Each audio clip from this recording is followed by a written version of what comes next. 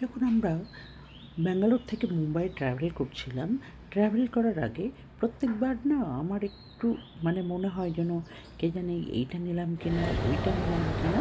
But এইবার আমি হাতে একদিনের টাইম নিয়েছিলাম আমার টোটাল লাগেজ গুছিয়ে নিতে এবং টিকিট এক্সেট্রা বোর্ডিং পাস সব কিছু রেডি করে নিতে। তো রেডি ছিল বলে মনটা খুব করেছিল। এয়ারপোর্টে গিয়ে ফটাফট চেকিং হয়ে গেল, লাগেজ ড্রপ হয়ে গেল, তারপরে বসে এনজয়মেন্ট করতে থাকলাম। নির্দিষ্ট সময় ফ্লাইটে বসলাম, কিছু আমাদের খাবার রুটিনই ছিল, আমরা সবাই মিলে সেই খাবারগুলো এনজয় করলাম এবং ট্রাভেলটা খুব ইজি হয়েছে। আমার এই কথা বলার অর্থ হলো, যখনই আমরা এয়ার ট্রাভেল করি তখন আমাদের লিটল মোর সিনসিয়ারিটি অ্যাডপ্ট করতে হয়। সিনসিয়ারিটি ছাড়া আমাদের ফ্লাইটে ট্রাভেল করাটা মুশকিল হয়ে যায়। কী কী সিনসিয়ারিটি অ্যাডপ্ট করতে হবে?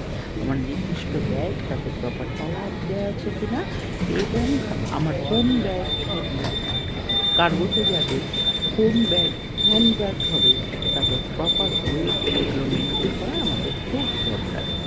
এবং সেগুলো মেনটেন করলে কি হবে, আমাদের যাত্রাপথ অতি সুগম হবে এবং আমরা খুব এনজয়মেন্টের সাথে যেতে পারবো।